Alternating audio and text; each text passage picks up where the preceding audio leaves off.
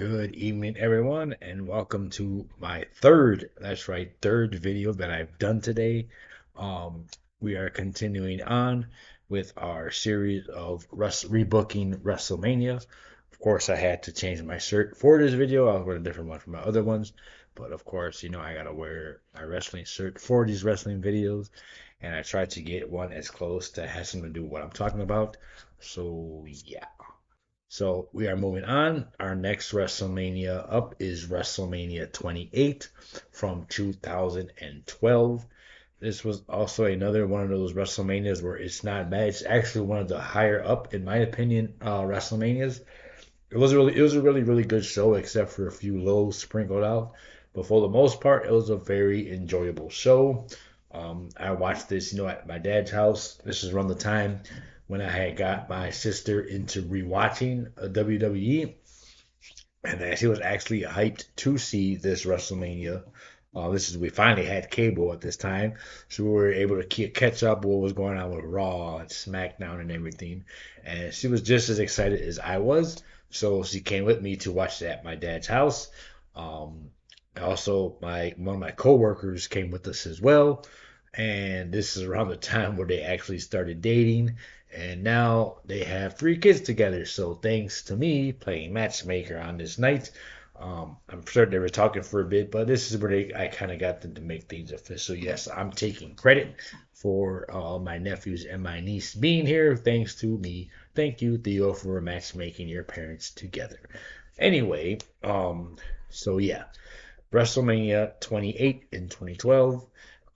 This I actually really like this WrestleMania because, as I said plenty of times, outdoor events just hit differently.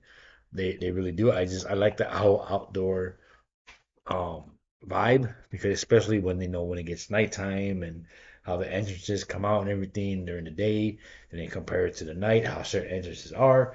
It's just a whole different vibe compared to an indoor arena.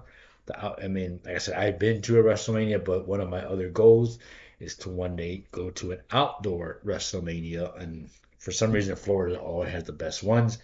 So I don't know if I'll ever go to an outdoor one. I'm going to try to one of these days. We shall see what happens. So with that being said, let's get on with the show, and let's take a look how we usually do. First, let's take a look at what the WWE gave us on that day. So we're kicking things off on the pre-show. It was a triple threat match for the tag team championships. It was Primo and Epico defending against the Usos and the team of Tyson Kidd and Justin Gabriel. The tag team division was not in a good place at this time. There wasn't many valid tag teams. This is around the time where there were many just random superstars thrown together, and boom, you're a tag team. Boom, you're a tag team. And just basically anyone and everyone held the tag team titles at some point during this era. So the tag team titles weren't really high in importance around this time. So they were once again relegated to the pre-show. And I believe Primo and Epico won to retain their tag team titles. Typical pre-show fare. So going on to the main card, we opened up with one of perhaps the most iconic and at the same time most infamous um, opening matches in WrestleMania history. That was Sheamus defeating Daniel Bryan in 18 seconds to win the World Heavyweight Championship. Many people were upset about this because one of their indie darlings, Daniel Bryan, or as some people know him as Bryan Danielson, had made it to WrestleMania. A guy who was probably never expected to succeed in WWE made it not only to WrestleMania, but as one of their world champions, a defending world champion at that. And then to have him lose in such short amount of time to Sheamus, one of WWE's cookie cutter built from the top superstars, a lot of people were upset. But in hindsight, you got to look at it. It did pretty much start off the whole yes move with Daniel Bryan, making him even more popular than what he already was. So I can kind of see it from a business standpoint. But if you were going and expecting a 5-star classic from two greats, you were most likely highly disappointed, as a lot of people were watching on at home. So I can only assure how the people in the arena at the time were when they saw a match. They were probably a lot of them were probably excited to see. lasted less than 20 seconds, which, yeah, I can understand. I can see both sides of the coin here. It worked out in the long run for Daniel Bryan, but at the same time, it brought a lot of backlash on it because the year prior, these two had a match for the United States Championship, and that match was not only bumped to the pre-show, but it got changed midway into a battle royal, which was won by the great Khali of all people, as you do. So people were excited to see the rematch and hopefully for a bigger, better title. And yet it probably got worse than what they got dealt with the year prior. So they did go on to have a much better match the following month at Extreme Rules, but it just didn't work out as everyone thought it would for here at WrestleMania. Up next was Kane defeating Randy Orton. I feel this is one of those usual traditional. We don't have anything else for you, so let's just stick you together. And Kane had just got off the feud with John Cena, the whole embrace the hate thing. So he probably should have faced somebody else, but I will get to that when I do my rebooking. Randy Orton, pretty much as I love Randy Orton, I'm a Randy Orton guy, Randy Orton fan. He was basically spinning his wheels at this current point in time in his career. I mean, he was pretty much like upper higher mid card at this point. And I do have him in another much better position on my rebooking, but like I said, we'll get to that. This was pretty much like I said, just two guys. We got nothing else for you. We're gonna stick you guys together. Boom, there you go. Up next was the Intercontinental Championship. Cody Rhodes defending against the Big Show. Not really the most enticing pairing on paper. Basically, I remember an entire build to this was Cody Rhodes basically mocking and making fun of the Big Show because the Big Show pretty much hasn't really had too many positive WrestleMania highlights. Um, he lost his debut to Mankind disqualification the following year. He was the first one eliminated from the Fatal Four Way in like less than 5 minutes. The following year after that, he was relegated to the Hardcore title. WrestleMania 18, he didn't even compete. They had him at the restaurant. 19, he was in a lower card match with Undertaker. 20, he lost to John Cena, the United States title. Then he lost in a sumo match to Akibono, which a lot of people consider one of the worst matches ever. And then after that, he didn't really do too much. I think 22, he was in the tag team championship opening match, but wasn't that great of a match. 23, he missed. 24, he lost to Floyd Mayweather. 25 was probably his highest profile match at that point in the triple threat match. And in the year prior, he was in again the opening show tag team title match. So pretty much Cody Rhodes made the whole feud of him just pretty much mocking the Big Show for not having a real good WrestleMania moment. And I guess they kind of rectified that by having the Big Show win the Intercontinental title. But the match was probably like 5 minutes at most. It wasn't all that. Up next was a Divas tag team match. It was Eve and Beth Phoenix against Kelly Kelly and Maria Menounos. This is probably one of the most randomest matches they've made at WrestleMania. I mean, Beth Phoenix was in a tag team with Natalia at the time, and she wasn't even her partner here. I think the whole feud started on whatever TV show Maria Menounos was doing. Don't get me wrong, I do like Maria Menounos. I like Kelly Kelly. And Eve was actually one of my favorites during this time, during the whole PG era.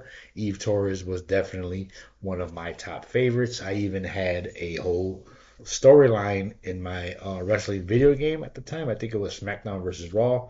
I'll get to that later on. I'll give you a special glimpse of that. Um, yeah, this was basically just standard Divas tag match. It lasts again like probably like less than 10 minutes. It was just thrown together for whatever reason. They wanted to get a celebrity on there. Maria Menounos, like I said, she's not a wrestler. I do like her, but she does actually pretty decent for what she does in the ring. Like I said, it was just there. And then up next was the Hell in a Cell match. And I remember my sister even asked me, "Now is this match already? How much more they got to go?" Pretty much they got all the nothing matches out of the way, and they got on to leaving the bigger, longer matches for later. So by this point, it was already dark out in Florida. Like I said, outdoor events hit different, especially when it gets dark out. This was the third match in the Undertaker versus Triple H trilogy at WrestleMania. Of course, for like I said before, for whatever reason, they kept ignoring their first time they fought each other at WrestleMania 17, which is my personal favorite match of all time. Um, because they also had Shawn Michaels as the guest referee. This was inside Hell in a Cell, and if you really think about it, this was actually the ending, the conclusion of some people say a 4 year story arc. If you really think about it, this is actually the conclusion of a 6 year story arc. If you're not understanding what I'm saying, allow me to explain. This whole three-way theme between Undertaker, Triple H, and Shawn Michaels, like I said, it's a culmination of 6 years worth of build-up. And it started at in 2007 when Undertaker and Shawn Michaels were the final two they were the final two superstars in the Royal Rumble, and they pretty much gave like a little mini match, like 10, 15 minutes or so after the match, to get their last two. Undertaker won by eliminating Shawn Michaels. That was the beginning of this story. The following year at the Royal Rumble, Undertaker and Shawn Michaels were number one and number two, continuing on from where they left off the following year. And so the next year at WrestleMania 25 in 2009 is when they finally went at it one on one at WrestleMania. Of course, that led to the following year where Undertaker and Shawn Michaels had the rematch, in which Shawn Michaels lost and he had to retire. That led to the following year's WrestleMania, in which our Triple H pretty much not only wanted to try and add the streak to his accolades, but also in a way also wanted to avenge what Undertaker cost Shawn Michaels' career. That also led to this year's WrestleMania when they finished off in Hell in a Cell. It was the end of an era, they say. But like I said, people were saying it was the end of a 4 year arc. But if you really, really think about it, like I said, it's actually 6 years of a whole big story that started at the 2007 Royal Rumble and ended at WrestleMania 28. 6 years of just, like I said, not everyone includes the true Royal Rumble moments, but if you really think about it as a whole, it makes a lot more sense. Of course, in the end, Undertaker won. They were watching live, and I was one of the many, many people who thought Triple H was going to end the streak when Shawn Michaels did the sweet chin music on the Undertaker. It was just so brilliantly done. This probably might be the best match that these two have had together, but like I said, my personal favorite is their match from WrestleMania 17. Again, it was an amazing match, one of Undertaker's top WrestleMania matches. Um, yeah, and like I said, it was really well done. The moment at the end where the three legends, get doing that embrace, that hugging. Triple H and Undertaker are two of my all-time favorites, and to see this, live on WrestleMania on pay-per-view, it was really amazing. Up next, it was basically the cool-down match. It was a 12-man tag team match for control of Raw and SmackDown. This is when the general manager of Raw, John Laurinaitis, the executive vice president of talent relations, and the acting general manager of Raw. Of course, John Laurinaitis has the whole controversy going on right now surrounding the whole Vince McMahon thing. And then we had Teddy Long, who was probably the most longest reigning general manager on SmackDown. These guys basically put two teams together to see the winning team would take control of both Raw and SmackDown. Which, in hindsight, it doesn't really make a lot of sense because at this point, there really wasn't that much of a draft wise because people were showing up on Raw and SmackDown whenever the hell they wanted to. By this point in time, the whole draft was pretty much null and void. It really wasn't like worth having around. I think the following year is when they pretty much ended the draft and people were just showing up wherever the hell they wanted to anyway. So, anyway, John Laurinaitis' team consisted of The Miz, Mark Henry, Drew McIntyre, Dolph Ziggler, Jack Swagger, and David Otunga. Quite the fall from the main event for The Miz the prior year, but hey. And then Teddy Long's team consisted of Kofi Kingston, The Great Khali, R-Truth, random as hell Booker T, Zack Ryder, and Santino Marella. I believe Teddy Long had Hornswoggle and I think Brie Bella in their corner, and John Laurinaitis had Nikki Bella and Vicky Guerrero in their corner. It was probably like 20 goddamn people out there. And in the end, John Laurinaitis' team won, and he took control of both Raw and SmackDown. People power. Yeah, I remember that. Up next was the WWE Championship between my personal favorite, my idol, the best in the world, CM Punk defending the title against Chris Jericho. I felt this match could have been a lot much better. This was probably one of the most obvious WrestleMania matches they were going to do since Chris Jericho made his return. Because, of course, CM Punk establishes himself as the best in the world. There was a point in time when Chris Jericho, during his first heel run, was calling himself the best in the world as well. So pretty much everyone said, yeah, they're for sure going to go at it at WrestleMania. Sure enough, they did. Um, Chris Jericho did win the Royal Rumble like everyone thought he was. It went to Sheamus. Instead, Chris Jericho, I don't even remember how the hell he got to that championship match at WrestleMania. Because I know they did the Elimination Chamber where CM Punk defended the title. I want to just say he probably just came out and challenged him or something. I honestly don't remember. But yeah, CM Punk won with the GTS. This was at a point in time where every time me and my sister had a tradition of watching Monday Night Raw every Monday when we get off work when we're working at $100 a time, and we would go home every Monday. We would either order pizza or throw a pizza in the oven. That was our Monday tradition. Um, Me and my sister would watch Monday Night Raw. Um, like I said, I was in charge of doing the schedules for when we worked at Family Dollar at the time. So every Monday, I would put me and her to work in the mornings so that we can go home, watch wrestling. And yeah, and then, of course, like I said, her and my brother in law pretty much got together on this night. I don't know if they made things official, that's between them. And now they have three kids together, my two nephews, my niece, who I love so much. And one of my favorite things about them is that they're all wrestling fans. My nephews love wrestling. My niece loves wrestling. So it's Bianca Belair. My nephews, they love AJ Styles, Brock Lesnar. They love all these wrestlers, and it really tugs at my heartstrings. It really does, because I don't have no kids myself. I'm fine about them. I'd rather just be the Theo who's there for them. And like I said, it's great to see them as wrestling fans. Like I said, me and my sister had our tradition, and every time CM Punk 2 would come out, of course, I would always chant CM Punk, CM Punk, and she would always chant CM sucks, CM sucks. It was our thing that we had. And then I remember thinking it was this year for Christmas or the year prior, I think it was. My sister actually got me the CM Punk DVD for Christmas that year, and I got her at the Randy Orton one DVD for Christmas. So we had like this is like around where like me and my sister like really bonded over wrestling and everything, and I think she bought the two DVDs, the Triple H movie, the Chaperone, and the one with the Big Show. I forgot what it was called. Um, but yeah, like I said, I really enjoyed the time I had with my sister. We bonded over, wrestling like every Monday. And if one of us missed it, we would ask what happened. They would let us know. To have my nephews and my niece be wrestling fans as well, that I love that so much. And I would definitely, I was happy that they got to go to Monday Night Raw for the very first time seeing it live, and I was so happy for them. And I would definitely love to take them to another wrestling show the next time they come out here.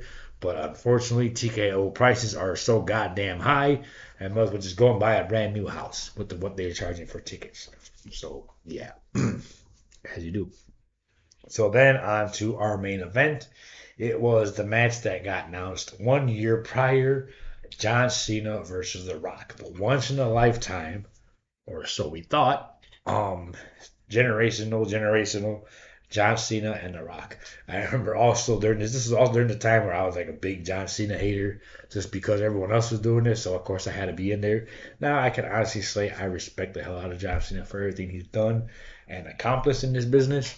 I remember at the time, I think everybody at my dad's house was rooting for The Rock, except for my brother-in-law, who was the only one rooting for John Cena, and we pretty much tell him go sit outside. But yeah, but it was it was a pretty decent match for what it was, especially for The Rock, who hadn't really wrestled that much. They had a tag team match at Survivor Series the year prior.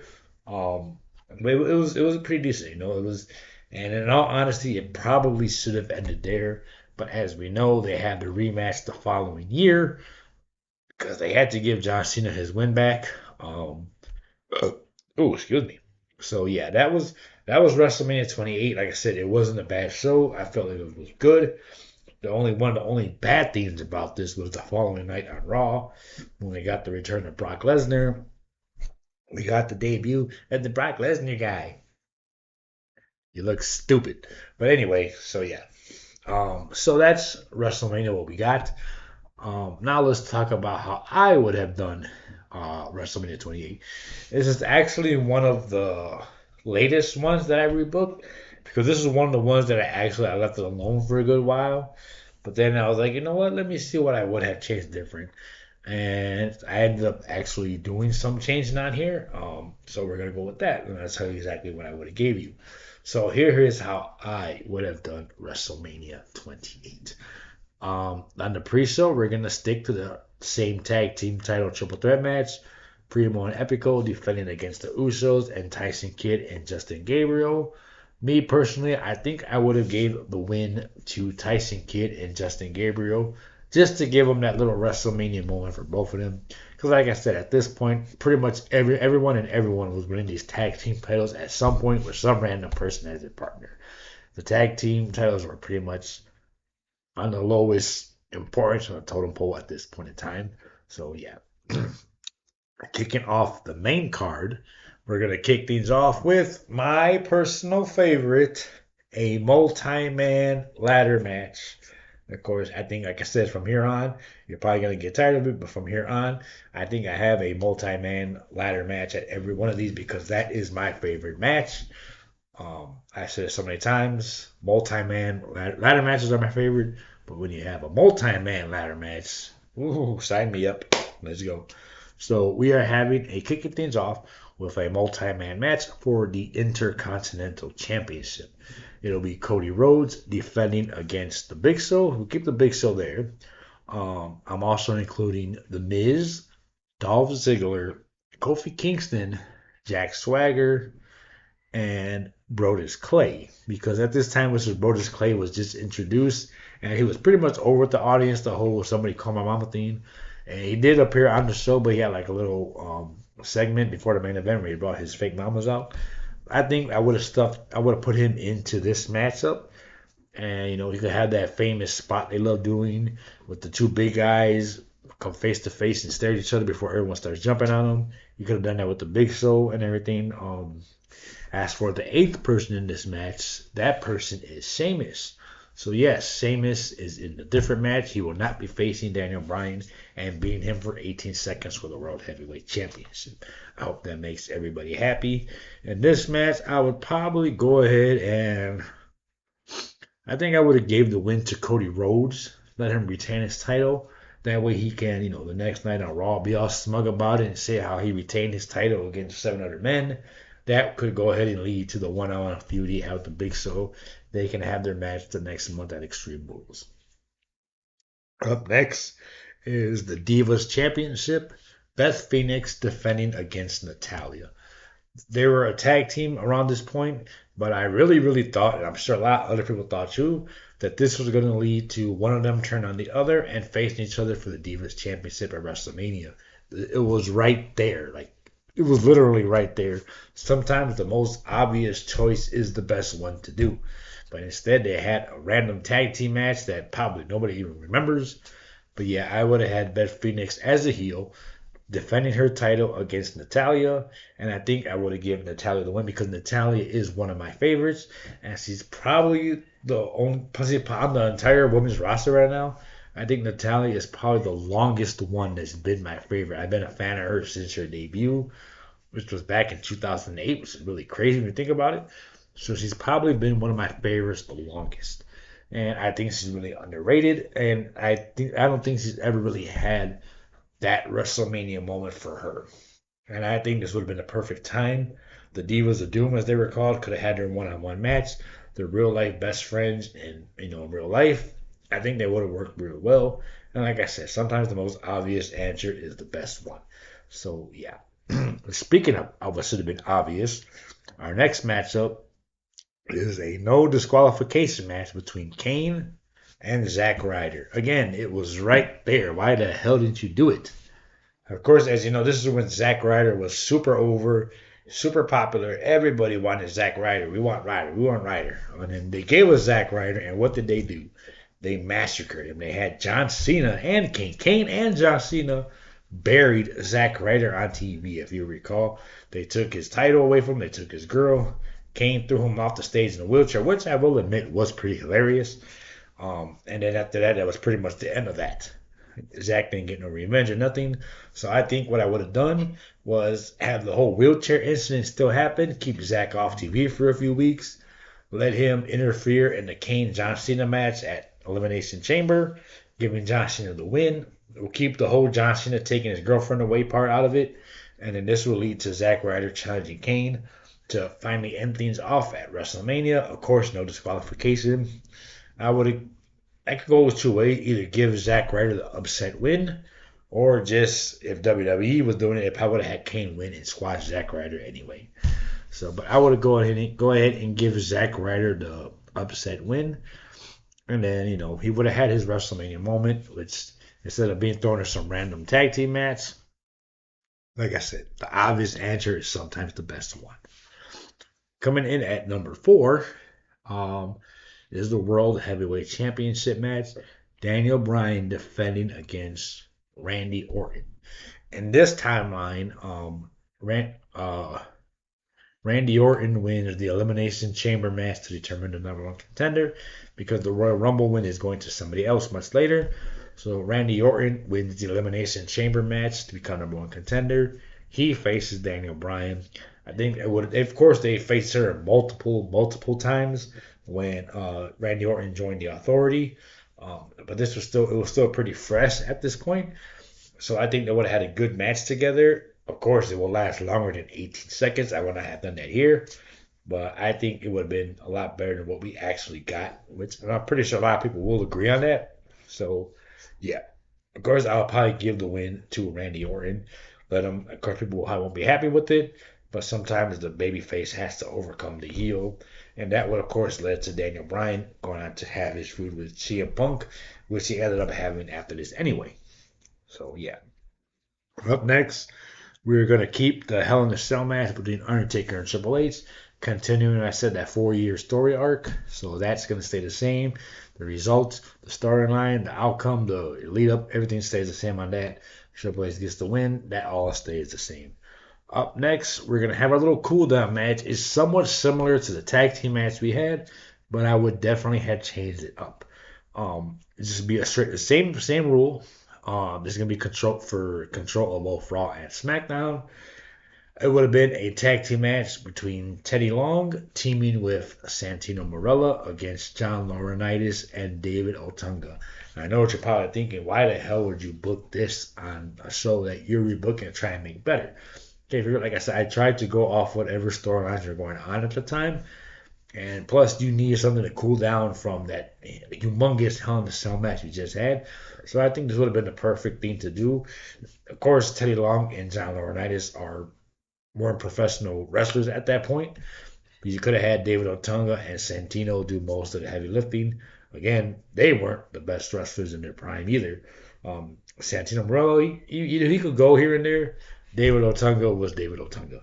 So it could have been like a small, quick comedy squash match if you want to keep it short and simple, keep the people happy. It gives them a chance to cool down from what we just saw, give you a chance to go to the bathroom, get yourself a hot dog, whatever the case is. I think I probably still would have gave the win to John Laurinaitis though because it made a lot of sense in the storyline wise.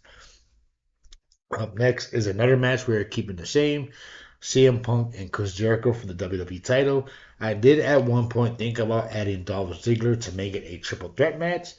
I mean, I think would have added more to it maybe, but I think in this timeline, Chris Jericho wins the Royal Rumble. Like I said, obvious choice sometimes is the best choice, and I would have had him win and go on to challenge the CM Punk, best in the world versus the best in the world. The storyline was right there. Everything stays the same. CM Punk still wins, of course. So, yeah. And then, of course, the main event, Rock and John Cena, we are still keeping the same. But I probably would have just ended it there instead of having a rematch the year later. But, yeah, that's what can you do. So, as I was saying earlier, when it came to Eve Torres was one of my favorites during this PG era. I think it's still PG or Ruthless Aggression, either one. But either way, she was one of my like top favorites up there, Eve Torres. And I remember in my SmackDown versus Raw video game at the time, I like made a whole detailed storyline in the universe mode. Of course, there was my personal creator wrestler, which is of course myself. In the story, I was trying to go after Zack Ryder's girlfriend. Poor Zack Ryder, I know. I was trying to go after his girlfriend Eve Torres, but she wasn't having it. Zack Ryder keeps trying to shoot me away and everything. So eventually, what I did was I tried to bribe Maurice, who was the Divas champion in my storyline in my universe. I tried to have Maurice try to seduce Zack Ryder, and then so that um, it would look like he was cheating on her. So she kind of did that. Zach kind of pushed her off. Eve got upset, so she came to me for, of course, not came to me. I came to her trying to counsel her and everything. This led to me and Zach, going butting heads and everything. And then we decided to be a tag team or whatever. And I think this is when I tried to get closer to Eve and all that. But no, actually, no, I got it wrong. Excuse me. Me and Zach made the tag team at first because he was upset that I was trying to make a move on Eve. We decided to become tag team. We won the tag team titles. That's when I tried to get closer to Eve. Zach didn't like it. That's when I paid a visit to Maurice, and I asked her to try and flirt with Zack Ryder so that Eve can get upset. It worked. She came to me. I counseled her, try to say, oh, okay, what's wrong and everything. So then afterwards, I promised Maurice a Divas Championship match. So Maurice challenged Eve for the title at the Royal Rumble. Of course, thanks to my interference, um, Eve was able to successfully defend her title, which would then lead to more problems between her and Jack. Eventually, she will come more to me. We ended up kissing. Of course, I'm gonna, get the girl, and then she eventually broke up with Zack Ryder. Then I turned on Zack Ryder. We lose the tag title. We lost the tag team titles to the Hardy Boys at Elimination Chamber. Because, of course, I know what's going on. I'm trying to get in his head that, I don't know what's going on here. We lost the tag titles. That's when I ended up turning on Zack Ryder and beating his ass after the match. And then also, Maurice, who was trying to get her Divas title, came to me upset, wanting to know why I interfered in the match. And I had the Bella twins beat her up and take her out of the story. So, of course, this led to me and Eve forming a power couple tag team. And we just pretty much got matching outfits and everything. It was pretty cool. And then Zack Ryder finally came back, but had me and my goons or whatever you want to call them, my other creator wrestlers as my tag team. And we, just started beating Zack's ass. This led to Zack Ryder challenging me to a Hell in a Cell match at WrestleMania. Of course, I accepted. Of course, I won. I won the match. And of course, every bad guy has to get the comeuppance. Me personally, I love being a bad guy more, especially in wrestling games. So after I defeated Zack Ryder inside Hell in a Cell WrestleMania, the Undertaker showed up and chokeslammed me through the ring, erupted in flames, and ends with JR saying that he just chokeslammed, chokeslammed him all the way to hell where he belongs.